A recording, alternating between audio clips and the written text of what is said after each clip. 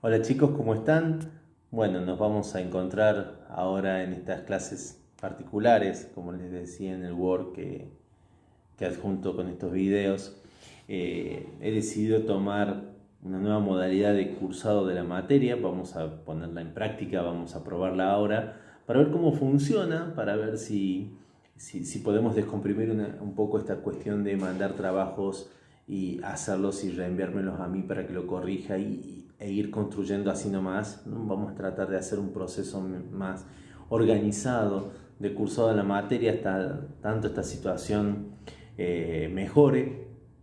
Esto nos ha llevado a tener que replanificar todo el programa de este año y por eso van a ver que el eje 1 se va a ver comprimido y voy a darle lugar a partir de la clase siguiente al eje 2 que nos va a permitir organizarnos un poco mejor en función de este proceso de orientación vocacional que decíamos que iniciábamos principalmente para que ustedes puedan interrogarse a sí mismos desde ahora sobre qué quiero hacer a partir de que finalice el secundario a finales del año que viene, si Dios quiere y si nada lo remedia, ¿sí?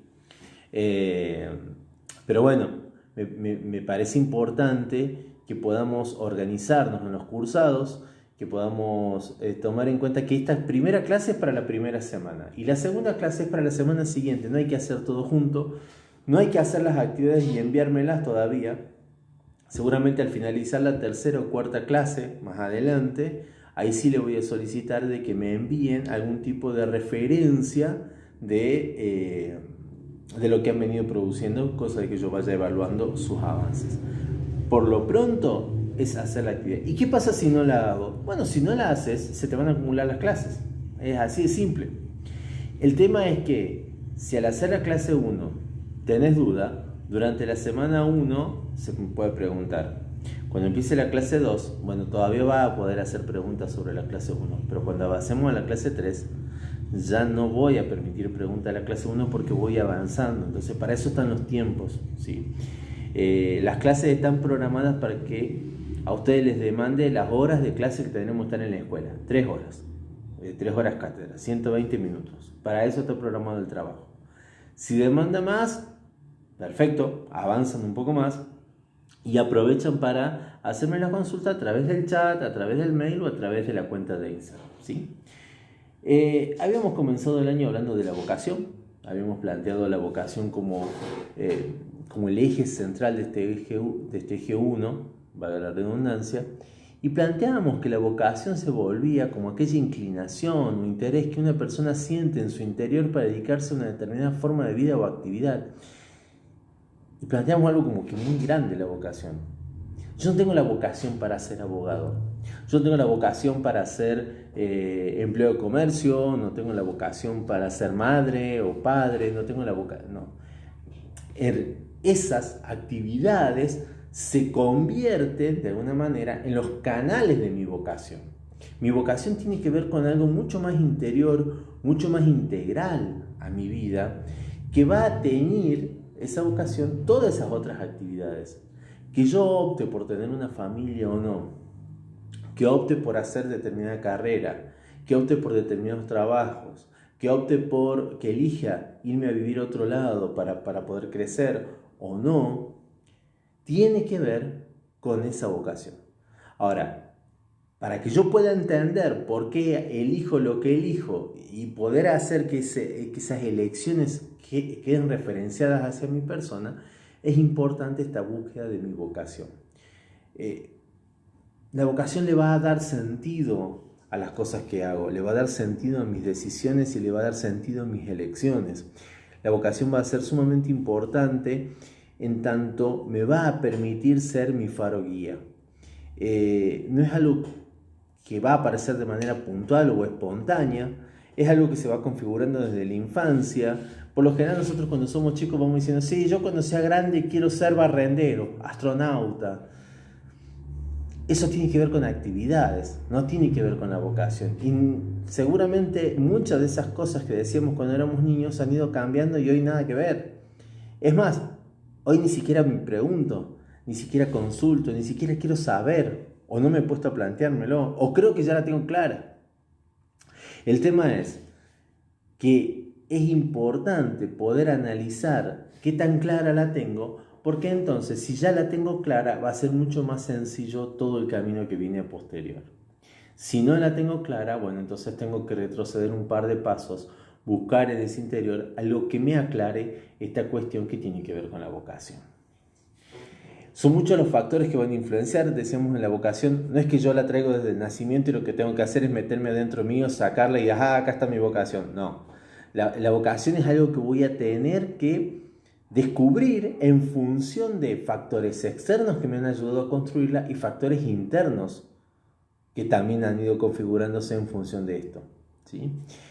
Dentro de los factores externos, los factores sociales que van a influir en mi vocación, aparecen los agentes de enculturación que van a ser todos aquellos grupos de pertenencia o sectores de la sociedad que van de alguna manera marcando las pautas con las cuales uno vive en una sociedad, ¿sí? Entonces, a partir de esas pautas con las que se vive, a partir de esos valores que tiene esa sociedad, bueno, todo eso también va configurando mi estructura vocacional. Ligado a esto está lo del prestigio social y los estereotipos. Sabemos que hay muchas carreras, profesiones, oficios y empleos que gozan de un determinado prestigio social por encima de otras. No es lo mismo ser abogado que actor de teatro, no es lo mismo ser un actor de cine que ser un comerciante de la calle, y no es lo mismo, no tiene que ver con una desvaloración peyorativa, sino que tiene que ver con esa concepción social que tiene determinados grupos o sociedades sobre determinados roles. Entonces, estaba esto que también hemos planteado en clase, esta cuestión de los estereotipos. Si un varón quiere ser peluquero, inmediatamente se lo liga con algún tipo de inclinación sexual. Entonces, esta cuestión estereotipada, ¿por qué un varón no puede ser profesor de nivel inicial? Y no, porque eso está reservado solo para las mujeres. Y en realidad en ningún lugar dice que eso sucede así. Hay una cuestión estereotipada para que eso suceda de esta manera. Entonces, todos estos patrones que se van marcando a nivel cultural y social también van construyendo o configurando esta vocación. El tema de las diferencias de género, que cada sociedad establezca roles de género para sus individuos, para sus ciudadanos, también va a marcar mi vocación, ¿sí? Sé que hay cosas que en esta sociedad donde vivo como varón no lo voy a poder hacer. Sé que hay cosas en esta sociedad donde vivo que como mujer no voy a poder hacer. En otras sociedades sí, y bueno, esa diferencia de género va a ir marcándome que hay cosas, en algunas sociedades que están hechas para varones y hay otras para mujeres. Hay otras sociedades que van a marcar que no, que en realidad todos podríamos tener la misma capacidad de poder alcanzar lo que queremos, ¿sí? Si nos remontamos a la época de nuestros abuelos, bueno, era muy claro que quien podía seguir estudiando, incluso o quien podía tener profesiones y trabajo en función de eso era el varón, y la mujer estaba más bien formada para ser ama de casa, para ser madre, para quedarse en la casa, y hasta era mal visto que trabaje. Bueno, ¿ve? Hay una diferencia de género. Las vocaciones se veían totalmente limitadas e incluso anuladas por estas cuestiones que tenían que ver con la mirada social de lo que cada uno debe ser en la vida. La educación escolar, mi formación va a ser un agente importante para mi vocación. Muchas veces se dice que para aquellos artistas más que nada que son naturales, ir a una escuela de canto, una escuela de escultura, una escuela de dibujo le termina eliminando la vocación porque es enseñar un montón de cosas que en realidad le salían de natural. Bueno, la formación escolar, que una escuela, que los estudios a mí me contagien de conocimientos diversos, hace que yo pueda manejarme en un mundo de conocimientos donde vaya encontrando aquel que más me interesa y ahí pueda ir descubriendo dónde está mi vocación, cuáles son las cosas por las que me siento más inclinadas por sobre otras, ¿sí? Y obviamente se convierte en un elemento fundamental e importante la familia. La familia va a configurar el resto del bagaje externo de la vocación. lo que mis viejos quieren que sea, lo que mis viejos esperan de mí, lo que se compara dentro de una familia. Mira lo que es tu tío, tu tía, mira tu papá, tu mamá, tus hermanos. Yo quiero que en esta casa alguien tenga un título universitario. Una presión para alguien que no tiene ganas de estudiar. O que no tiene pensado estudiar, pero no, bueno, hay una obligación familiar, una imposición familiar para que alguien... Bueno, la familia se vuelve en un agente sumamente importante al momento de las elecciones vocacionales, ¿sí? El haber descubierto una vocación, poder querer expresarla, cómo la voy a llevar adelante en mi familia y que encuentre el rechazo de mi familia, se vuelve un choque muy fuerte desde lo emocional para esa persona, ¿sí? Entonces, es importante tener en cuenta el rol que juega mi familia dentro de mi proceso vocacional. Y después está lo otro, lo más complejo, o lo que debemos apuntar a descubrir primero, antes que todo lo otro que nos rodea, que es lo individual, que es lo nuestro, ¿sí? Y el primer gran planteamiento de lo individual es decir, queremos hacer esta búsqueda vocacional. Quiero empezar a encontrarle sentido a las cosas que vaya decidiendo y haciendo. Quiero que esa piedra que Sísifo subía a la cima y la colocaba ahí antes de caerse tenga sentido. Bueno, si quiero eso, estoy ante un camino de planteamiento vocacional. Me estoy planteando si quiero darle a mi vida un sentido más allá de una acción, ¿sí? Y entonces tengo que indagar a partir de este planteamiento, y esta es la gran pregunta que la vamos a trabajar la clase que viene. A partir de que yo me planteo esta búsqueda vocacional, empiezo a buscar las motivaciones. Y están las más jodidas, que son las internas, las inconscientes, esas que, bueno, van a ver en psicología, están por detrás de aquello que yo tengo presente y que juegan un rol muy importante, porque son más jodidas, como decíamos, no las tengo tan presentes y sin embargo están incidiendo muy fuertemente. Por un lado están las cosas como yo busco mis propios equilibrios, qué cosas me equilibran, qué cosas hacen que mi vida esté en un cierto equilibrio. Bueno, poder encontrar esas cosas que equilibran mi vida es una buena búsqueda vocacional. ¿Qué cosas me hacen sentir bien? ¿Qué cosas me satisfacen? ¿Qué cosas hasta me conmueven? ¿Qué cosas me conmueven? ¿Qué cosas me sensibilizan? También me hace darme cuenta por dónde están dando vuelta mis inclinaciones vocacionales, ¿sí? Los deseos personales, cuando uno se proyecta, se sueña y se ve para futuro, bueno, está haciendo una búsqueda vocacional. Y poder indagar sobre eso es muy importante. Poder entender mis miedos o mis autolimitaciones, no las que me imponen, sino las que yo me impongo.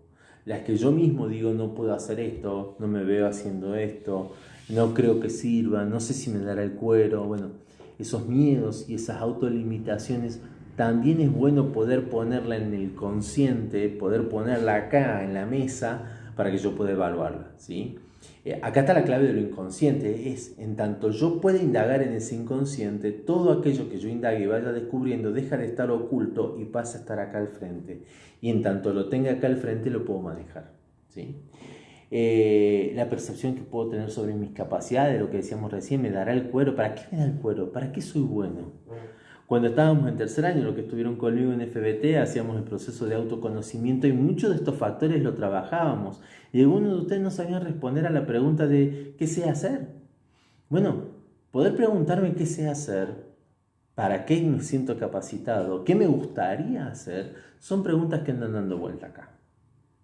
Y después está la cuestión de algo muy interior, que es la necesidad de expresión personal. Ese deseo interno que yo tengo de expresarme haciendo determinadas cosas que me hacen feliz, que me hacen bien, que me hacen sentir pleno, ¿sí?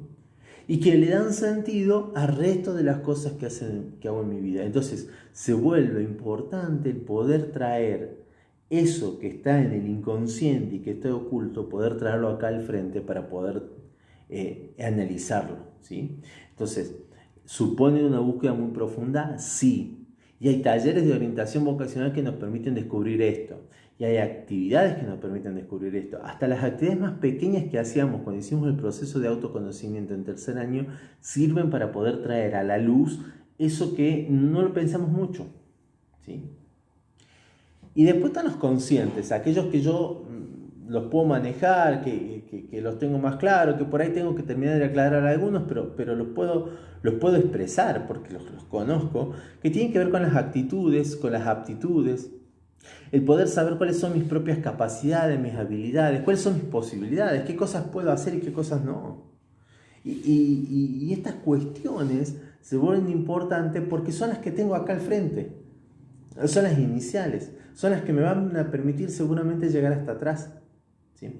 Y yo digo, bueno, a ver, a mí me gustaría ser deportista. ¿Por qué? Porque me gusta todo aquello que tiene que ver con la expresión en libertad, con el aire libre, con el ejercicio. Me siento pleno en eso. Ok, ¿tenés actitudes para eso? Sí, tengo las capacidades, tengo la habilidad, tengo la posibilidad de probarme en un club. Tengo la posibilidad de crecer dentro de un club, tengo la posibilidad de hacer un desarrollo profesional y eso te llena y eso te motiva y eso te da sentido a la vida. Sí, bueno, ven, y estoy empezando a traer también al presente lo que está en el inconsciente.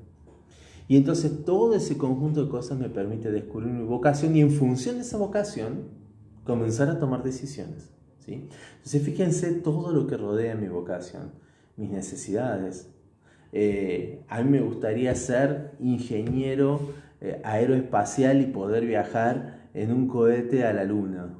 Bien. Pero tengo que terminar el secundario, empezar a laburar para poder ayudar en mi casa, para poder dar una mano con el laburo. Bueno, ven, están las necesidades que van a reconfigurar aquello que yo quería. Por eso es que no está bueno poner la vocación en una profesión. Porque si yo pongo la vocación en una profesión y no la puedo llevar adelante a la profesión, mi vida se va a frustrar. Si mi vocación es ser abogado y me voy al cursillo de abogacía y cuando rindo la primera materia quedo afuera, entonces se acabó mi vida. Entonces es importante pensar que la vocación está por detrás de todo eso. Que aun cuando yo no pueda ser abogado, voy a poder canalizar mi vocación en otro lugar, porque entonces yo pensé que ese era un lugar, pero no lo es, y seguiré buscando. ¿Sí? Seguiré dándole sentido a esa piedra que aunque la suba, volverá a caerse. Las experiencias personales juegan un rol importante. ¿Qué vamos a tener en cuenta? ¿Qué cosas se van cerrando para tener en cuenta? Bueno, descubrir mi vocación es un proceso que va a demandar mucha paciencia y seriedad. ¿Sí? Sumamente importante esto. No es que me voy a sentar y decir, ya está, ya la tengo, listo. Es más, muchas veces va a ser motivo de dudas, muchas veces va a ser motivo de cuestionamientos. Entonces, poder tomarlo con paciencia y con seriedad, no a estas clases de FBT, sino a la búsqueda vocacional en sí misma, es importante para poder descubrir esto. Este descubrimiento nos podrá permitir que tomemos decisiones sobre el futuro, esta relación de vocación, decisión y elección, ¿sí? Que yo descubra mi vocación me va a permitir tener más claro las decisiones que voy a ir tomando y entonces poder ir viendo ventajas, desventajas, consecuencias y en función de eso actuar, elegir. Si mi vocación está por el lado de ayudar a los demás, bueno, ¿cómo quiero ayudar? Bueno, no sé, me gustaría estudiar y me gusta el estudio. Bueno, entonces decido estudiar algo. ¿Qué? Y bueno, empiezo a buscar una carrera y encuentro que quizás siendo médico puedo llevar adelante esto de ayudar a los demás como me gustaría, o ser trabajador social, o ser abogado, o ser voluntario en una misión, o abrir un comedor, ¿ven? Ante la misma vocación, la misma sintonía vocacional, el horizonte de posibilidades para elegir es diverso. Y entonces por eso se vuelve importante porque eso va a solidificar mi decisión. Decir, bueno, yo quiero estudiar, perfecto. ¿Qué? Y empezaré a buscar la carrera que ahora sí se adecue también a mis actitudes, mis capacidades, mis habilidades. Este juego de vocación, decisión y elección, ustedes lo van a poder ver en la película que los invito a poder, a poder encontrar ahora, que es la película Diario de Motocicleta. Una película que va a contar la historia de Ernesto Guevara y de su amigo Alberto Granados, que son, o que después se convertirá en el Che Guevara, pero está película o esta idea de película son dos amigos que se lanzan a una aventura, conocer Sudamérica. Pero en su transcurrir de conocer Sudamérica van a ir sucediendo cosas donde su vocación, su decisión y su elección van a entrar en jaque en los dos. Yo lo que los invito a descubrir es estos factores presentes en esta película, ¿sí? Es una película interesante para ver, es una película interesante para analizar y es una película interesante para poder cuestionarme a mí mismo sobre todas las facetas que tiene que ver esta búsqueda vocacional. No lo estoy invitando a que agarren una moto como aparece en la película y se vayan por Sudamérica para descubrir dónde está su vocación. Si lo pueden hacer, fantástico. Pero no es ese el punto. El punto está en poder pensarse a sí mismo en esta situación. Vamos terminando. Entonces, la vocación no nos va a permitir elegir una carrera, sino que va a ir hacia mucho más allá. Tiene que ver con una cuestión mucho más integral de mi vida. Nosotros vimos profesiones, oficios y empleos que vamos a seguir desarrollando más adelante, pero todo esto está circunscrito en la tercera parte. Acá está la vocación, las decisiones y la elección. Bueno, en las elecciones es donde aparecen las profesiones, los oficios, los empleos. Habrán visto que esta situación particular nos trajo aparejados dificultades económicas y posibilidades de nuevas formas de trabajo, como es el teletrabajo, como es el home office, como tiene que ver con estas nuevas modalidades de los trabajos freelance que han traído otra nueva modalidad de trabajo, ¿sí? Y hay otros, los cuentapropistas, los autónomos, y que seguramente están pasando en sus casas, y lo he podido ver en los trabajos que han hecho, que tienen dificultades. Y entonces, ante estos problemas económicos que suceden en algo que nos ha atravesado a todos, vuelven a preguntarse si estoy en el lugar donde quiero estar, si tiene sentido esto que estoy haciendo, y volver a encontrarle el sentido a lo que estoy haciendo, que yo elegí con convicción, es también un trabajo. Por eso que el trabajo de vocacional es casi permanente. Para muchos estamos en un momento en que la piedra ha vuelto a caerse. Y encontrarle sentido al ir a buscar la piedra y levantarla para llevarla a la cima es todo un trabajo. Pero si encima la tengo que ir a buscar, pero sé que no me va a entrar plata, pero sé que tengo deudas y que tengo una familia y que necesito trabajar, esa búsqueda de sentido, de subir esa piedra nuevamente, se vuelve algo muy tedioso, ¿sí? Por eso es importante estar unidos, por eso es importante ayudarnos, por eso es importante poder, de alguna manera, ser responsables, todos como miembros de una familia, de esta situación que nos toca vivir. Y pensarnos a nosotros en el lugar de los otros, pensarnos a nosotros en el lugar de nuestros padres, también se vuelve un elemento importante para empezar a pensar mi vocación, para empezar a pensar dónde estoy parado, ¿sí? Bueno, chicos, esta ha sido la primera clase. Yo los invito a ver la película entonces Diario en Motocicleta. Hay una serie de actividades que nos van a permitir reflexionar un poco de la película. Sugerencia: vean primero la película como película. Enfóquense sobre la función de Alberto y la función de Ernesto. Vean cómo actúa cada uno. Fíjense la vocación que tienen los dos y las decisiones y elecciones que han tomado los dos al inicio, el contexto que los rodea, siempre por separado. Necesito que el análisis sea Alberto por un lado, Ernesto por el otro, ¿sí? Y al poder analizar los diferentes van a poder ver que incluso en el transcurrir de la película hay un quiebre. Y mi pregunta va a estar sobre qué es lo que se quebró: la vocación, las decisiones o las elecciones de cada uno, ¿sí? No proyecten más allá de lo de la película. No se vayan a que sí fue el Che Guevara y se convirtió. No. Hasta lo que marca la película, que ya es bastante, ¿sí? Les puse el link de YouTube. No está en Netflix, como le dije en Word. Si tienen alguna dificultad para proyectarla, me avisan y estamos en contacto. Espero que esto nos sirva. Espero seguir trabajando de esta manera con ustedes y que nos funcione para todos. Estamos en contacto. Chat del aula virtual, correo del profesor, cuenta de Instagram. Nos quedamos en casa, nos cuidamos y nos vemos en la próxima clase. Gracias.